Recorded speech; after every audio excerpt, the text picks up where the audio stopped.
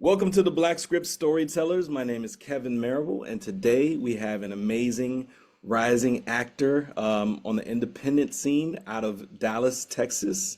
We have Cory Espie with us. Cory, how are you doing today? And I am great. I'm great. Grateful to be here, man. Thank y'all for definitely having me on, man. Yeah, It's a real pleasure. absolutely. Absolutely, man. Thank you for joining. We truly appreciate you being willing to speak with us and to give us some of your knowledge and talk a little bit about what it is that you do. Gotcha. Gotcha. Well, we could definitely talk about that, man. I got my popcorn ready. I ain't really got no popcorn, but it felt good to say that. I've always wanted to say that. Okay, all right. So there's a question that I like to start off with every episode, and I like to ask this to all of my guests. It's a very simple question, but some might find it difficult to answer. Are you ready? Yes, let's do it. Okay. That question is, who is Cory Espie? Yeah, that is a loaded question. But I tell you who he is, man. Um, Definitely a man of God. Now he's a husband, Hmm. father, friend. Um, he is the guy that will fight the world for you while entertaining the world for you while trying to figure out how we're gonna save the world for you. That's who he is. If you ask people, that's pretty much what I go down. And that's the calling I've accepted in my life now. I love it, man. Yeah, that's awesome, man. Yeah, Yeah, yeah. that's awesome. Okay, and so aside of that, you are an actor, and you've done quite a bit of projects. But before we get into those projects, let me first ask the question, how did you get into acting? Oh, interesting story. So I've always was a class clown, right? Growing up, high school, I was voted future comedian. Like I was that guy that got my mama got a bunch of phone calls, right? And and my teacher, thank God for them, man, and a lot of my teachers. But there was a point in my life I wanted to do stand up, right? I wanted Mhm. to do stand up, but Demarcus Bailey was writing these live shows, him and Andre Loggins, and crazy story, funny story. I grew up around him playing basketball, didn't really know it, so I didn't even really know they were doing the play scene. So I started dating this young lady, and let's be known, she was like, "Yo, I think you know my brother, right?" And one day he come by the house and was like, "You got a sister?" And so at that time, spending around there, he was getting ready to come up this show, and they needed like a comedy person to do it. And I remember his mom kind of lobbying for just get me. So he called me like, "Yo, we writing this play. We got this play going." I had never done anything like this since I was a kid, and so we done it, and I had fun. Like I was fun. I only had like 15 minutes in the play, but it was real fun. So the play was still running, but my scene, because it was so long, got cut out. And it was a lot of stuff. So I remember right before the show came back out, I get a phone call. I came back because I was working for my father's company. My father owns his own business, so I was working for him.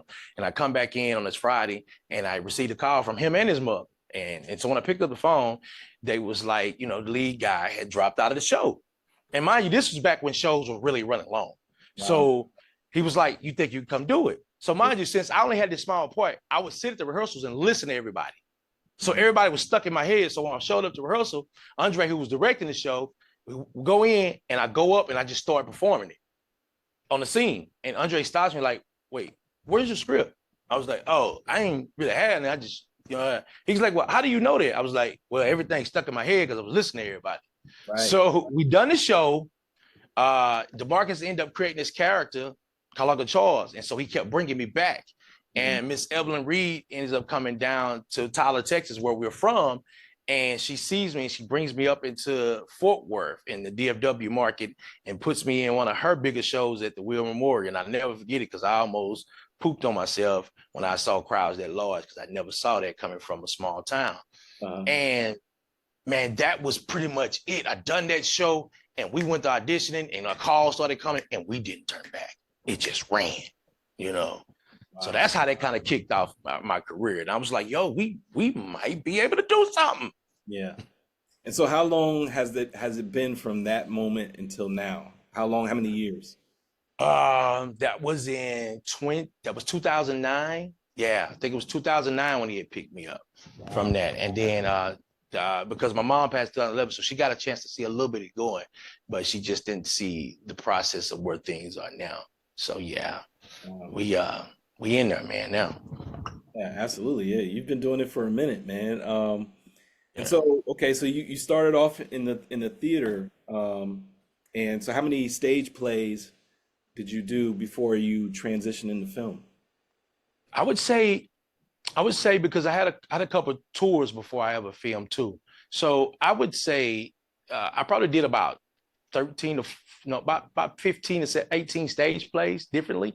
Yeah. But there was some that I end up the interesting thing is because I ended up doing a tour for one of the shows that Marcus had with me, him, Snoop Robinson. And then me and Snoop Robinson were actually in Vegas doing the Pre-Stella Awards performing there. And it was a Snoop gig, but he took me along and we done it. While I was there, I got a call from Fred Hammond's camp and he was getting ready to work on a movie. And so I came back down, switched my flight up, jumped back up, made it back into Dallas, ran over to the studio, auditioned. Here's what's crazy. I was auditioning over there for a role, killed it, right? In the midst of it, it's a lot of people here, a lot of things going on. I don't realize Fred is getting ready to go on tour. So they're actually working on this script because it's not just a regular tour, they're adding acting into it. So I go into like the conference room and start improvising some of the stuff they're coming up with. And so lo and behold, his manager at the time, she takes so they videotape me doing one, take it to him, and the next thing I know, I get a call like, "Yo, Fred, want to know if you can go on the road for about 3 months or so." And so from all that, man, it was just this domino effect of things that was happening for me. So, man, I was like, "Yeah, what? Come on, you know." Absolutely. Okay, so a lot of would it be safe to say that a lot of the plays that you did are they all gospel plays, or are they, it's kind of a mixed bag The of beginning was okay, after a while when I started kind of growing because Latarius R. Whitfield and I was messing with Tiffany Warren, her and Brent Warren had a show. And that was like my first big like show as far as having names and all that stuff. And I remember we did that at like SMU, the Coliseum over at SMU, and it was like Kristen Keys, Terry J. Vaughn from Steve Harvey's show yeah, and yeah, stuff like that. So and so when I came in, they kind of so Latarius had kind of already kind of heard of who I was at this point because at this point I was doing back shows like, man, we're from Tyler, so I was driving to Dallas maybe 4 days a week hmm, working on shows.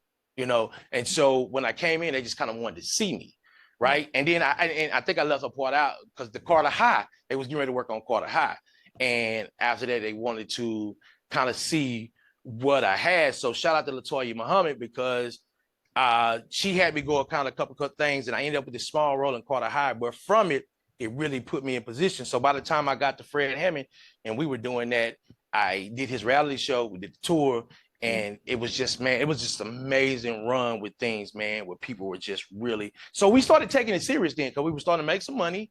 right, We were starting to stay booked, and it was like, okay. And then now it's time to consider moving at this point, because now I'm back and forth and stuff because I'm going back to my kids back in time, but they're getting older and things, and I had custody, too as well. So I had to figure that out. And shout out to my older kids' mom, man, because when I got that tour opportunity, I'm saying I just got custody of my son, yeah, and man, he was dealing with a lot. And I looked at her and she was like, "Go do your thing. He can just stay here." You know what wow, I'm saying?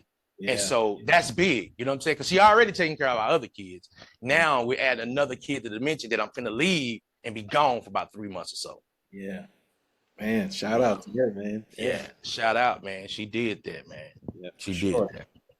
So, okay, so let's fast forward a little bit. You now transition into from theater into acting in front of Mm-hmm. the camera. Mm-hmm. Was that Yeah. something you always wanted to do, or was it a natural progression, or did you just find yourself in front of the camera at some point? No, the only thing I wanted to do in front of cameras is prank people. That was it. Never thought about the acting thing. The acting thing never crossed my mind. Really? So that transition and it's tough because mind you, I've come from the stage part at this point. I'm over exaggerated, I'm Yeah. hype, and Yeah. you know, we getting ready to do Love and Drugs. Now, because when I did Quarter High, it was a small thing that kind of grouped me in there, and bam, it happened. I'd have a lot. So now we're talking about me moving into the Love and Drugs movie where I'm the lead. Mm. Right. And so now there's a lot of responsibility, but I still don't know a lot about this camera thing. I know that I have a raw talent that people have said is really, really raw. I've got a little bit of training because I've worked with Darren Henson from Stuff Yard, Drusilla Rao to play Victoria on Young Race. So I've had some training, and you know what I'm saying, and I would go back and forth with, you know, with Lateris and different things. And man, I would get a lot of information from Snoop Robinson. So at this point, I got to figure this out. So the transition was how to now get in front of this camera and tell a story without being so, hello. Right.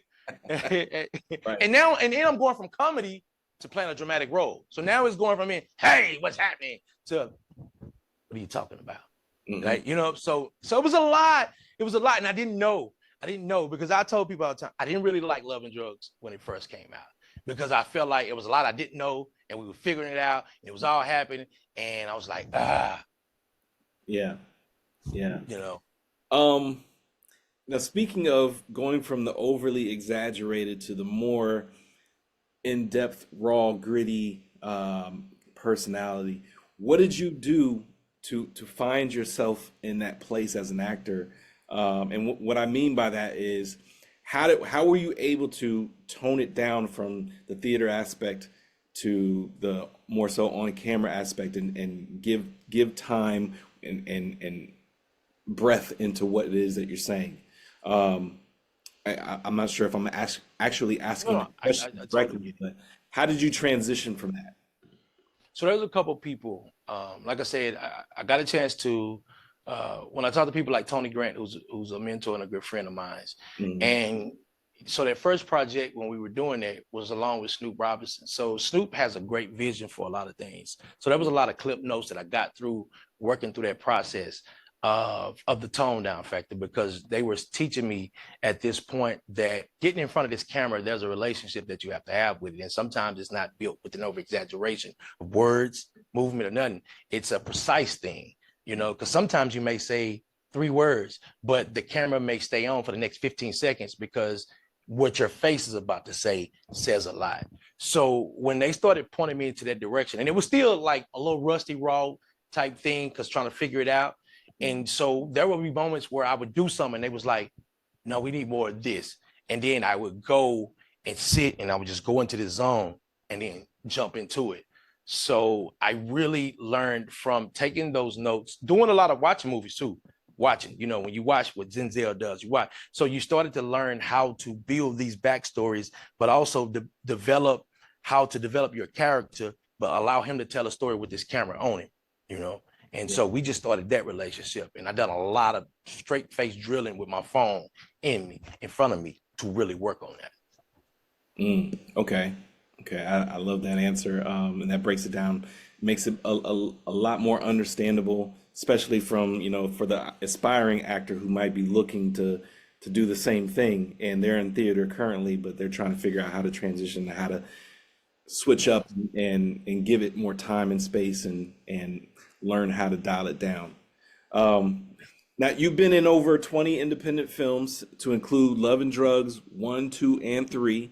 You've been in Heavy, The Drop Spot, pardon me, Forbidden Daughter, Homeboys, Son of a Snake, and recently, The Creep. Oh, You have and you have more than 6 more films on the way. What did you do to land so many projects and stay booked? 2 things. I stayed available and I stayed visual. So and Snoop used to say this too, because people would ask him, man, like, how is he getting out? Back when I was getting out of stage plays, he's in our sight and we see him. So which is a blessing and a curse. And I'll tell people getting in too, because you can over exaggerate yourself. You can oversaturate yourself, not exaggerate, oversaturate yourself. And that's the thing that I had to learn about the business side, because cool, I was getting all the gigs, but I Mm, was losing my demand. mm, So it came to a point, and I remember being told this, but I didn't listen. because I feel like I gotta go get money. I gotta hustle. I gotta get money. Well, you're lowering the demand factor of being able to see you because people can always see you. So why do I have a need to see you when I can wait? Because I know you're gonna do 50 more things next week that I can see you at. So I started to have to change that thing to be able to do because I was accepting everything. So now it's become a conscious part to accept the things that do benefit moving forward. Sometimes it's based on relationships. And then some just kind of, because right now my face is out there. So I want to stay relevant enough, but I don't do every single thing now, just enough so I can stay. So when I do show up, it means something. Because right now, like even in the Dallas market, I'm oversaturated here. So doing live shows here is sort of a crunch thing because there are people that come support me. But man, you see me too often now because I'm outside a lot. Yeah, yeah. And I like that comparison because it does make sense. There's only a few people who can actually flood the market and stay relevant for long periods of time. But a lot of times it is better to, do what you got to do, take a step back. And that also adds to your worth too, because at the end of the day, it helps build up your value, especially if you're in high demand. Um, Right. and you basically limit yourself. It just makes it that much more exclusive when somebody actually lands you for a project. Yes. Yeah. Yes. So you star as Corey Dexter in the film The Creep, which is now available on Tubi.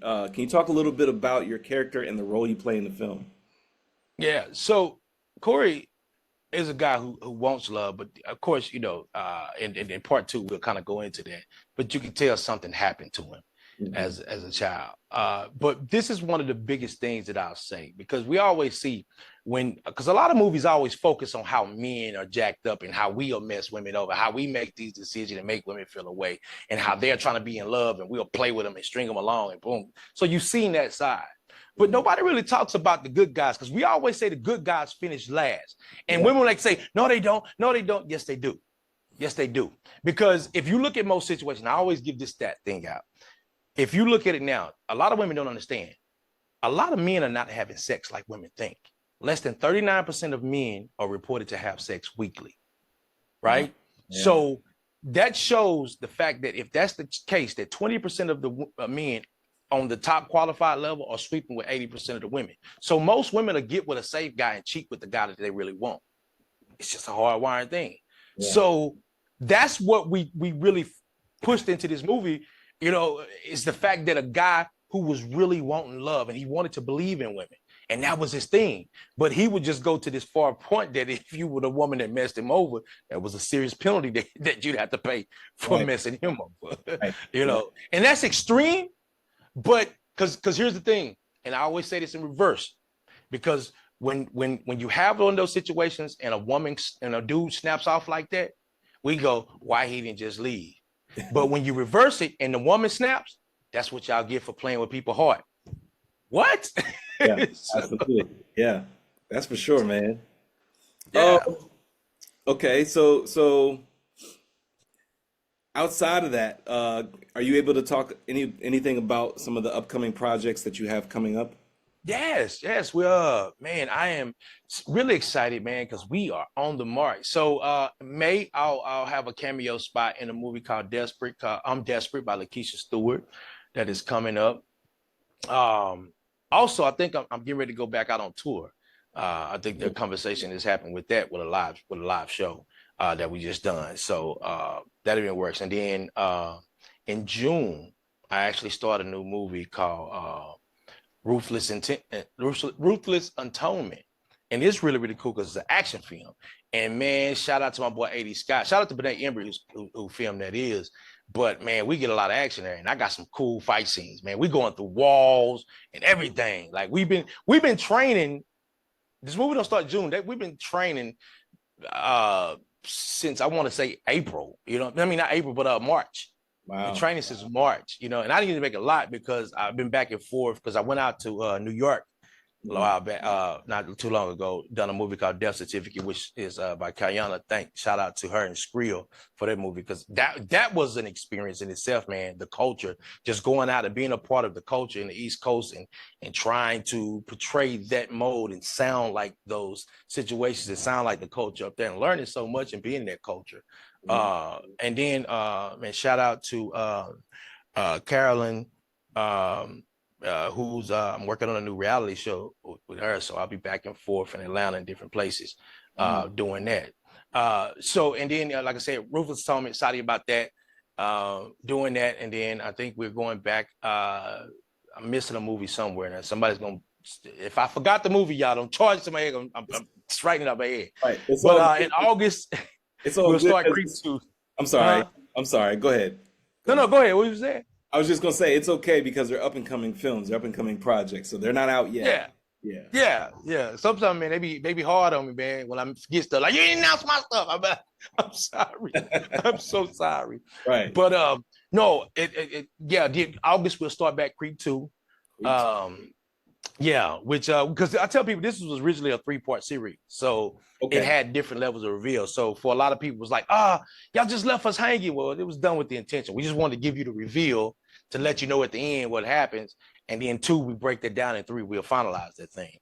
Right.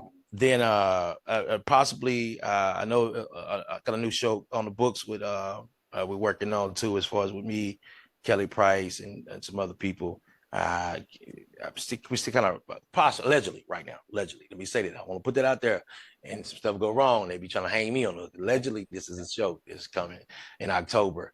And then, man, I'll go into the Christmas, really enjoying that because I have 2 Christmas movies coming out: Christmas with the Fam and Naughty or Nice, and 2 comedy movies that are really, really dope that I had a lot of fun shooting. I actually just wrapped Naughty or Nice up yesterday. That was my last day over there. And so we'll have that jumping, and then, like I said, get ready for Creep 2 around that time. So, and then I'll be back, I said, back and forth with this reality show. So it's got a real busy year to Yeah. top off. Yeah, absolutely. And I was just going to say, being that you're from the Dallas Fort Worth area, um, it's a lot of the folks that I talk to within your region. A lot of times that they will book a lot of films either in Dallas or Houston, or sometimes they'll go to Detroit. But it seems like you're getting a lot of work outside of your area, outside of your region. What do you think you're doing differently that's getting you that attention abroad, or Uh, kind of spanning your reach? Yeah, it's one of the relationships, man. Because I'll give that spin to people like Missy Lee, Montreal, Sophia Knowlton, Mm, from this area, because I think they do the most traveling. They've escaped out of there. Then I shout out like Undivorceable, with Kitty and PJ, who have built relations up in Detroit now, and so they're moving into different places. Like I talk to them all the time, right. and man, they from California to back in other places, man.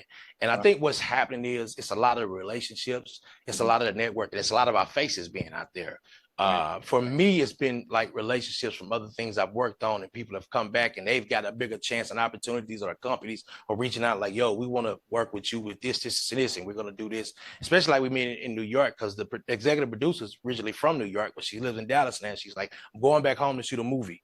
Mhm. Yo, you coming or what? And so like I said, shout out to her and her brother for that, man, because that was dope on that. But I think now, man, the spectrum of where things are, the opportunities are there, because now you don't have to go lay in front of the doors in LA and Atlanta.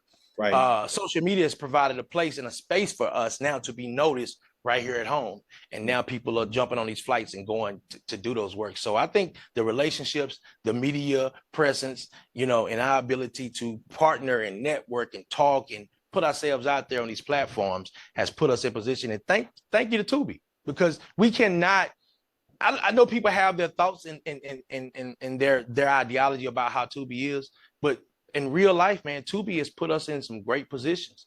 A lot of us have been put in great financial positions. A lot of us have been put in great social positions and Yeah. just media positions. And you can't ignore that, because, man, I've had a lot of love from people, man. When I go to these airports and go into these different states, man, folks are like, hey, Yeah. hey, you. And I appreciate that. But I would be out of line if I didn't give a lot of that to what Tubi has done, man. And Yeah, and shout out to DeMarcus Bailey because his belief in me with yeah, that, man, and it's put me in a great position. yeah. No, absolutely. And Tubi has definitely been a platform that's helped a lot of careers get off the ground. It's Mhm. helped solidify a lot of people, and it's Yeah. given a lot of, to your point, a lot of filmmakers have been able to make a lot of money utilizing Tubi. Um, and just the whole independent scene as a whole has just exploded within the last uh, 3 to 4 years, or maybe Yes. through Yes. COVID. COVID really helped us. When Yes, it shut the world down, it yes, opened us to a whole new spectrum yes, because it and just popped. right, and I feel like it was like a grand awakening to people saying, you know what, I can actually do this myself. Yes. And I already have some of the access to, put my film on some of these film aggregators to get it out there. And then when Tubi kind of blew up, or whoever mentioned, hey, you can get your project on Tubi, it's like everybody ran to Tubi and just started uploading, and it just took off from there. Yeah. And it helped a lot of people, a lot of communities get through COVID by watching a lot of these films, and it was Yeah. constant content to watch. You know what I'm saying? So, Yeah. uh, Yeah, man. Shout out to that. yeah. Now I want to jump back to your theater experience just for a quick second, Mhm. because something that I saw on your social media. Um, And I want to start by saying that there's a part of acting that requires you to release your emotions through your characters that you portray. Sometimes those emotions can be raw and real. There was a gospel stage play that you were in where you shown that you were experiencing an inner battle with God while acting on stage. Are you able to speak a little bit about that moment? Yes.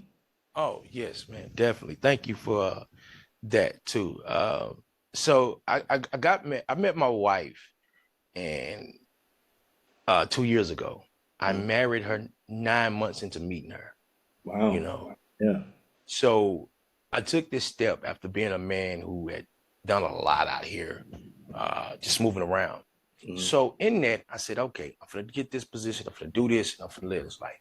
And when mm, I tell you the day after we said I do, if we could just see a barrage, it felt like we stepped in a ring with Mike Tyson. mm, And we started getting hit by everything that could hit us. You know what I'm saying? And the test of it was crazy because it wasn't from things that we were dealing with through each other. right. It was things that was hitting us externally around that was really busting us up. But Yeah. the thing that we did is we came together so tough, and it made us really, really seek God. It made us really, really look at each other like we gotta have each other through this because Mm, this is tough. You know what I'm saying?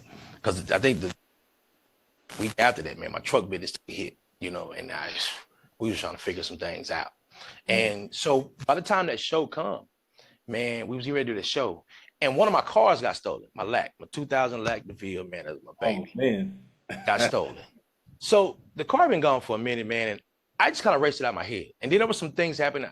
I lost a few of my siblings and a close cousin to me. So, like I said, it was death. It was things. It was finances. The whole thing. Everything was just compiling, and we were just steady fighting. We were steady fighting. And so, leading up to that show, that Thursday before the show, the cops called me. Mm, Hey, we found your car. So I'm asking all these questions. So they're talking like my car is just still together.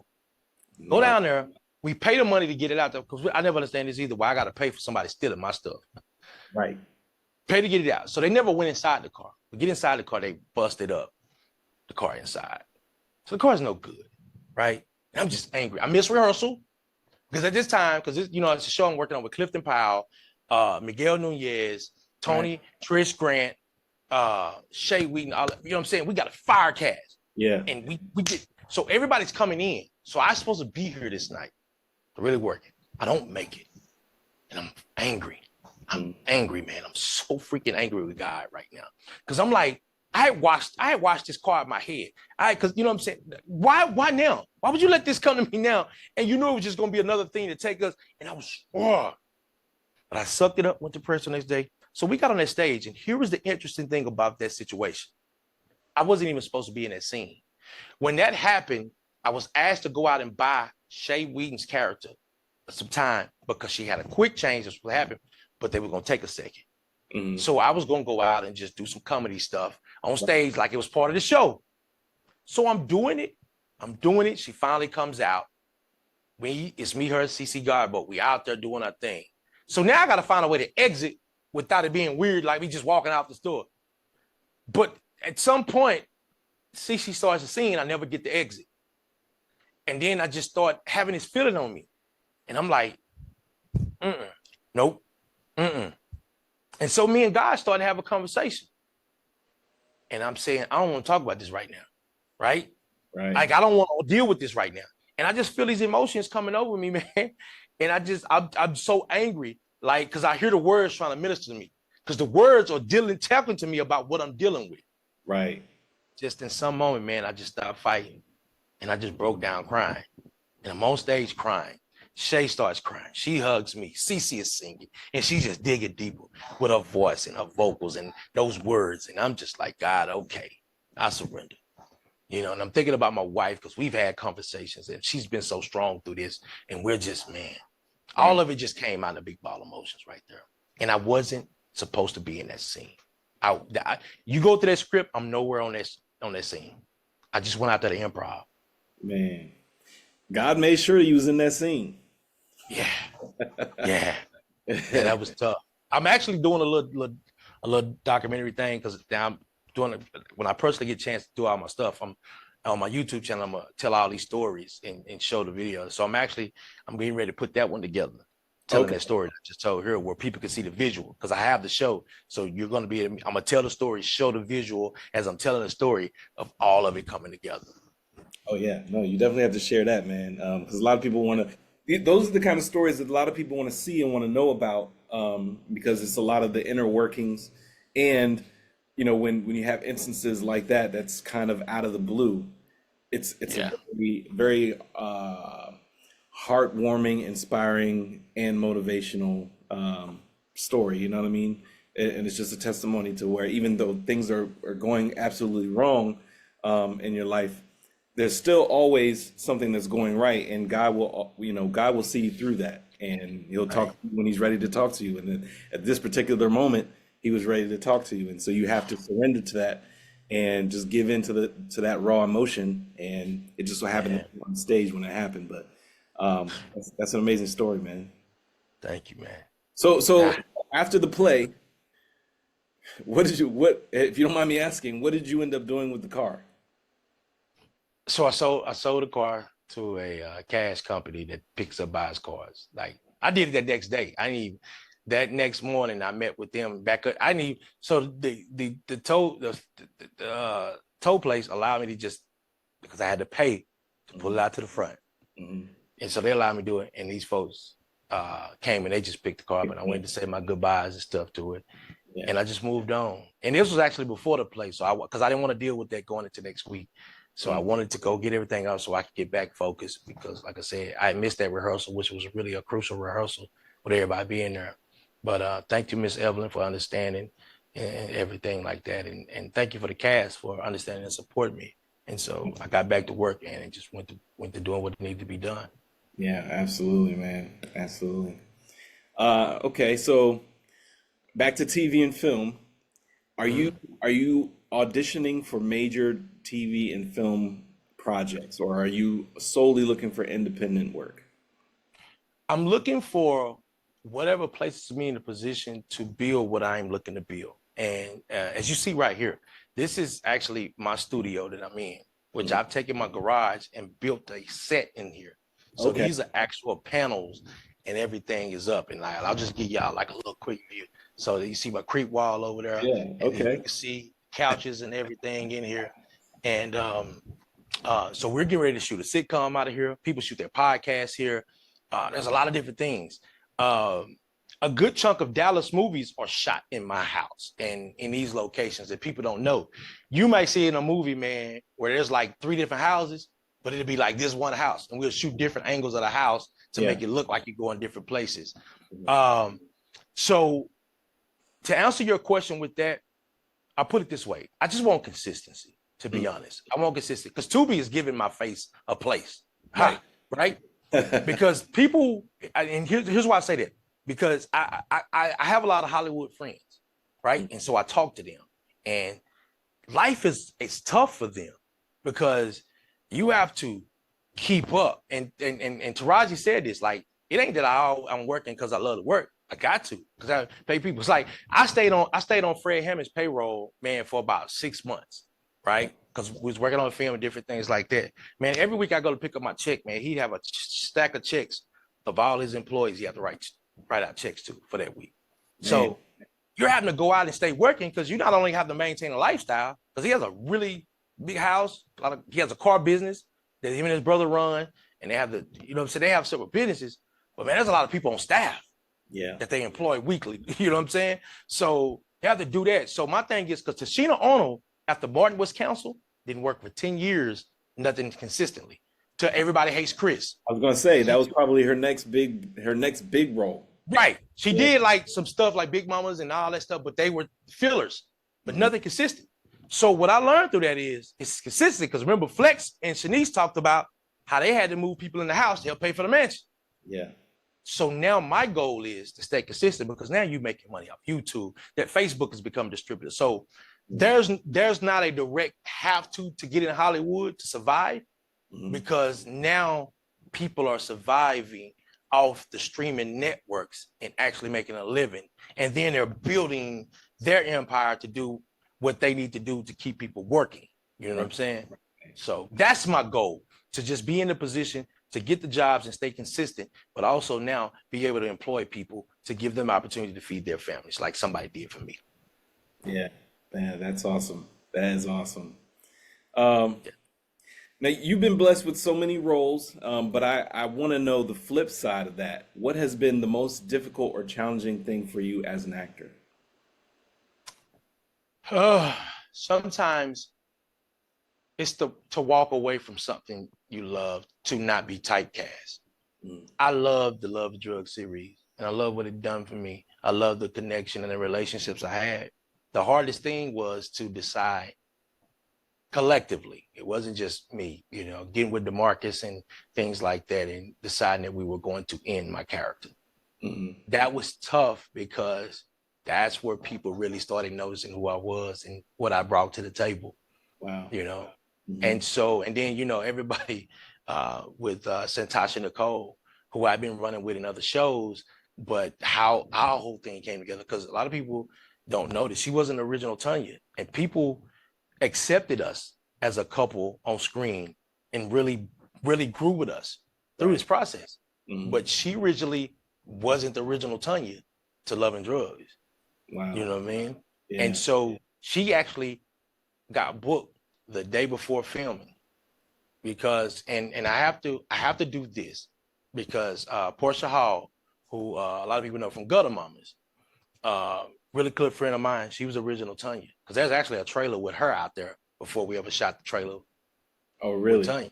Yeah. But full circle, after all that happened, because Portia got sick, like she got really sick the day before filming, and she was not going to be better for another week or so, because she had lost her voice and everything.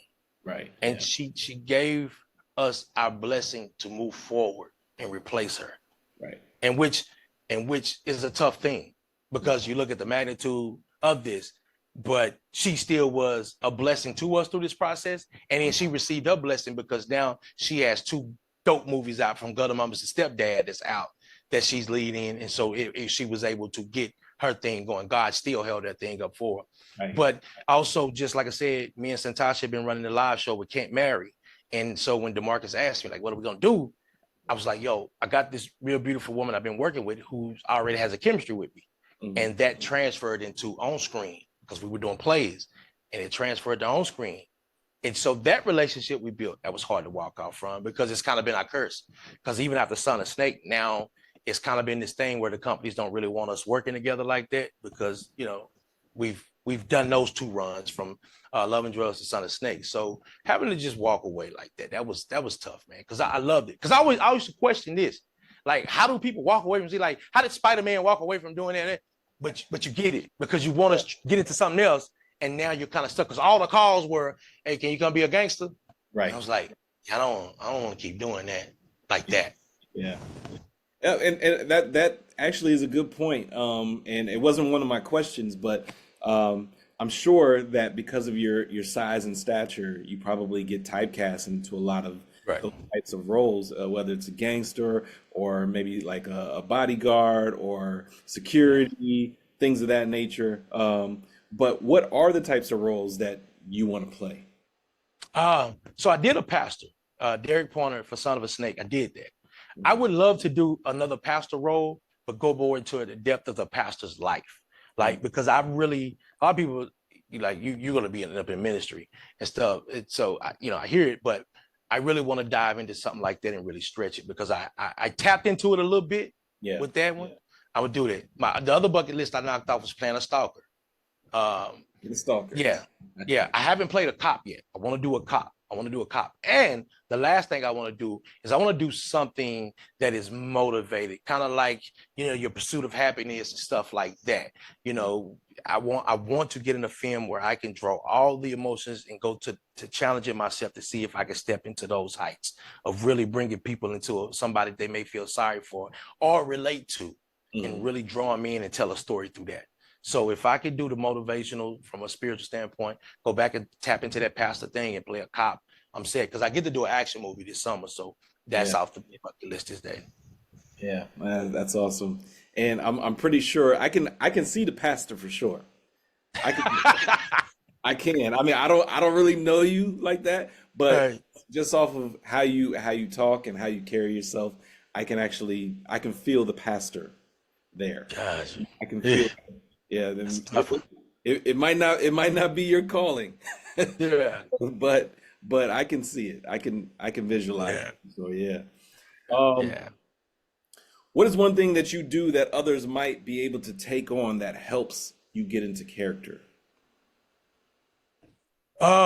One, this once you figure out who the character is and read through it, Mhm. then go and watch some things that are simulated for the same character. Then build a story for your character. That's one of the things that we prided ourselves on is building that backstory because now you connect because the way movies are shot are not in order. They're by locations and things like that. Right. So a lot of times walking into stuff, you have to figure out how to get there because we might do a house shot, and in that house shot, I'm gonna be happy with the woman I'm with. I'm gonna be mad because we're gonna have scenes where because we gotta shoot every scene that's in this house today. So I Mhm. need to go through the happy emotions. I have to go through the fight emotions. So I have to build a backstory to figure out when I get ready to walk through this door, we get ready to have this conversation. Where am I drawing this from? And so what I do is I go through the method part of really finding myself in tune and becoming that. And for a few days around my house, I'll do it. I'll act like that. And we did creep. I freaked my wife out a few times, standing in the hallway in the dark. She like, yeah, I don't know. I don't know if she was thinking about leaving me at that point, but those things are the things that help me tap into after I study the character. Because I watch Obsessed, I watch Lakeview Terrence and stuff like that to Yeah. see the development of where people go and stuff like that. So then, but that backstory helps it. When you can create that, then it helps you walk in and deliver with the intent of getting to your goal in those scenes. Mm. Yeah, I like that, man. What's next for you? What's next for Cory Espie? Um, the next thing that I'm doing, man, like I said, I got to get the sitcom off the ground. I got to do it. It's no, man, I've talked about it long enough. Um, just gotta figure some things out because, like I said, I'm finna be back on the road and different things like that. And even with my home life, trying to make sure home is straight going because, like I said, we get back to shoot it, to the reality show. Mhm. If everything goes the way it's going, for the next few months, I'll be back and forth from Atlanta to Mhm. back here, and just put myself in a position, man, to now navigate myself through this, not overwhelm myself, make sure I structure things for home, and then take care of my outside life like that, and just learning how to balance me more in the aspect of getting better as a person, as an actor, Mhm. as a father, as a brother, as a mentor, as a husband, all those things. So trying to wrap those things off in this little wrap with a little sauce on it, turn it sideways and shove it up the devil's behind. You know what I mean? Because I'm gonna enjoy my life. Right, right. I love it, man. Okay, so the last thing is I like to give all of my guests the final word, whether that be a piece of advice that you were given, words of encouragement, or a quote that you like to live by. You can say all three, or you can choose one of the three. It's up to you. Yeah. So I would just say to people, man, it only takes one person believing in you to do what you need to do. And if they invest in it.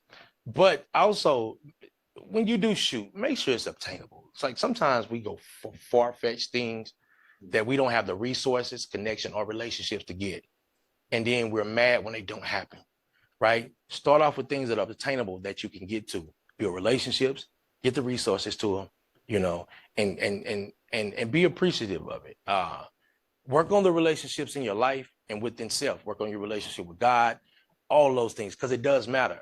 Because it's really helped me along the way. Because I battled depression. I just put out part one a couple years ago of my video of living suffering in silence, because I battled depression real bad, and people were seeing me smile on screen, but and at the premieres and stuff, but I was struggling. Health wise, I was struggling mentally, I was struggling spiritually, the whole thing, and I was dying inside Yeah. and outside. And open up to people, and especially us men. We have to find people we can be vulnerable with, find a space. My wife has given me a space. I have some friends I can have that space with, which in turn helps that. So sometimes when I'm not okay, I'll say I'm not okay. Right. So it's okay to not be okay. Just get the necessary tools, people, and situations around you that help you become okay again. You know, and with that, man, the rest of it will fall in place, and just don't overthink everything. Um, Enjoy life, because that's what I'm doing. And the people that don't want to bring peace to it, remove them. Yeah. Family, friends, whatever, remove them, because you should be the most important thing to you, and you have to matter to you. Because people always say, well, you have to put this first. God is the only person that comes first before that. Because after that, I have to put self. Because if I ain't in the best place of my life, there's nothing, I can't be good for nobody else. Exactly. Because I Yeah. used to do that, like with my kids. I put my kids, but if I don't put myself first, I can never give them the best version of me to make them the better versions of themselves. Mhm. Right. So after God put you first, get you together, make you matter the most. And then that can trickle down to you being a better person for everybody in your environment. Yeah. I agree, man. I agree. Well, thank you so much, Corey. It was truly an honor, a privilege, and I appreciate your time, your patience, your expertise, and I congratulate you on all of your success. And I know you're going to have plenty more success in the future. And we are fans of yours. I follow you. I'm sure Jessica follows you as well, and we're going to continue to root for you from the sidelines, and watch you grow in this process. But you already got, you already have, you're on solid ground, my friend. So it's only up from here. You know what Can I'm I saying? say this? Yes, Can I sir. say this? And I want to send a special thank to people like you all. I don't think y'all get the credit, because although things are happening for us, it's you week to week taking the time to dedicate to following, supporting, and then giving us a platform to talk about this, Yeah. right? Yeah. To talk about this. So that matters, because it gives people an insight of who we are, what we're doing, but it gives the exposure as well. And for you all to have a selfless act about that while building and everything, but you're building us up and giving us some. So big shout out to the Black Script, and thank you all for having me on here. I'm sorry, I just wanted to make sure I said it before I left. Yeah, no, man, thank you so much. I truly appreciate that. And that's what we do it for. We like to showcase and highlight aspiring talent, up and coming talent, people who are looking and trying to get into this business. They may be learning, they may be on the fence about it. Maybe they don't have all of the information. And it's not just only for actors, it's for filmmakers, screenwriters, and other people of color within this field as well, who don't really receive the flowers that they deserve. And they've been putting in a lot of work over the Right. years and have had full-fledged careers in this business, but nobody really knows who they are, except for like the big names that we're all familiar with. Right. And so I find that it's for one, a duty of ours to provide spotlight, but secondly, I'm just amazed at the fact that there's that huge void there. There was no other platform that was doing this. So I wanted to make it a point to begin doing this, showcase that there's plenty of talent all over the country, and outside of that, all over the world, that is in this business, is looking to get in this business, and that we are also, the majority of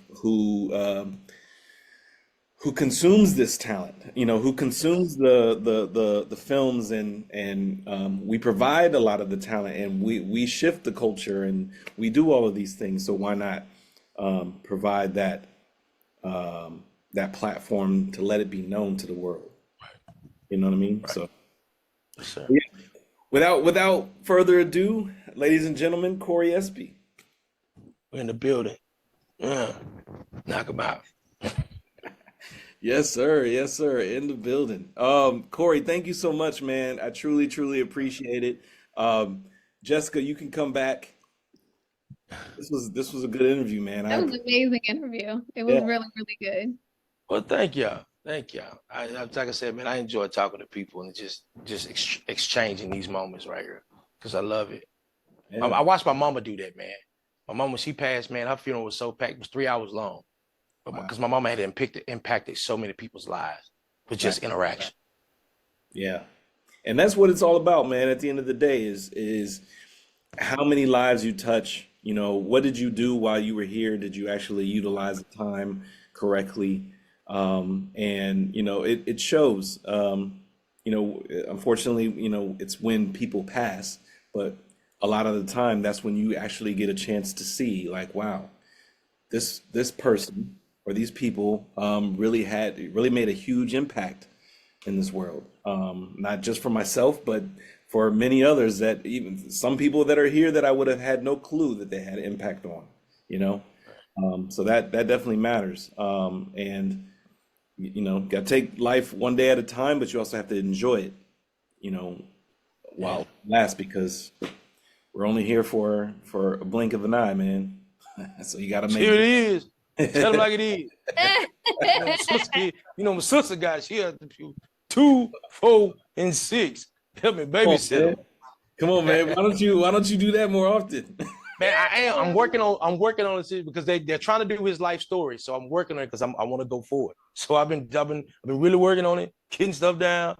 Told Blue to get over there, spin records, stuff like Wow. So that's my thing. I'm gonna put something out. Wow, man. That is crazy. Yeah, you Yeah. should. You really need to.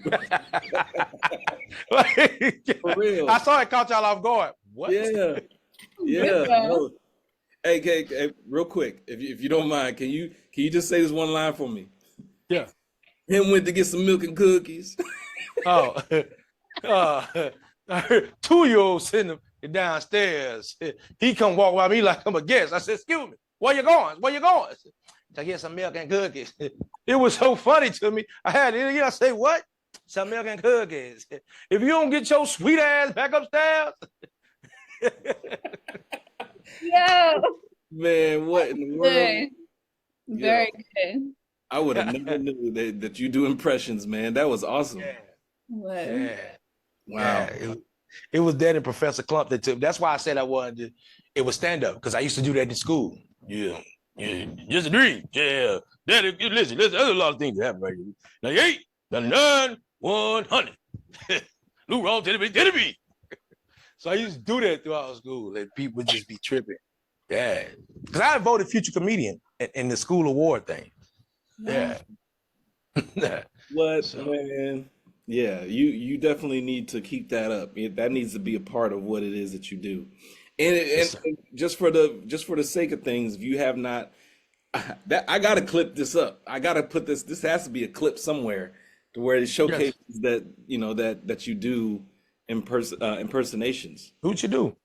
Yeah, No problem. that's problem. amazing, man. That is amazing. Yeah. Yeah, man, Cory, thank you so much for giving us your time and making us laugh and telling your stories, man. 'Cause I know even the heartfelt story, the emotional story while you were on stage. I appreciate you being open and vulnerable enough to speak on that because I feel like it's important. All of us are, walk different walks of life. However, we all go through things, and a lot of it is relatable, and some of it is also relatable to what it is that you do in this field. And every day that you touch that stage, you're not always going to be in the best mind state or the best, emotional space or whatever the case may be. But you still got to push through, and you showcase that you were able to still push through Yeah. through that tough time. Mhm. Yeah, I'm gonna send through your email the part one of Suffer Through Silence, because I talk about that there. In Love and Drugs too, I was struggling so bad. People don't even know most of the scenes I was having ice packs down in me, and you couldn't see it the way we set up. But I was struggling. I was dehydrating. As soon as after that, man, we was on a promo tour. Came back. I was sick in Atlanta. The last stop was Atlanta, because we did Dallas, Tyler, Houston, Louisiana, Atlanta. I was struggling bad. I could barely see everything, and I was just rolling through it. And I got back home. I laid on that couch. I told my son, because I had two of my sons were living with me at the time, and I said, "Man, call the ambulance. I can't go much longer." Wow. Yeah. Yeah, The doctor told me, like, definitely said, send "You that can get-" through, man. Yeah, I was sitting there through. Yeah. Yeah, and keep working, man. Keep pushing, keep working at it. If there's anything we can do to help, get you Where some. y'all located? I'm in Northern Virginia, like 40 minutes outside of DC, and then Jessica is I'm in in. Delaware. Yo, listen. Y'all have to be there. I'll make sure whatever y'all want to do, press it, however you want to. That Creep 2 is premiering in DC When? Oh, in January. In January. Oh, okay. We will be out in DC. That'll be the first place it plays in DC. Where in DC? Do you already have the location? They haven't given us me yet. They just, because the company that picked up 2 is in DC. Really? So we already know we're coming there. Once it's done, we finish August. So I'd say the period probably around between like January or so they'll probably be doing it. And we will be out. that's DeMarcus Bailey too, right? Yeah. But he has some business dealings with some folks here in DC. Yes. Because the first original tour we went through was out of the company out of DC. Wow. Yeah. It wouldn't happen to be Octet Productions or No, it's Terrell Entertainment. Terrell Entertainment. Okay. Yes. Okay. Yes. Yeah. Because we came there long ago and did the Warner Theater Yeah. with I'm Still Your Mama. Yeah. I'm still your mama. Yeah. Okay. Yeah. All Yeah. right. Yeah. No, So we'll definitely send us an invite, man. I will Be be there. Soon as they give me the first thing, y'all gonna be first one to get it from me. bet. Say I less. want y'all there in the whole mix. We're gonna the whole mix, everything. Say less. Say less. Yeah, that's awesome. Yeah, let's That's make so it happen. exciting. Thank you, Yes. Cory. That Yes, was I'm amazing. glad. Man, no, thank you all.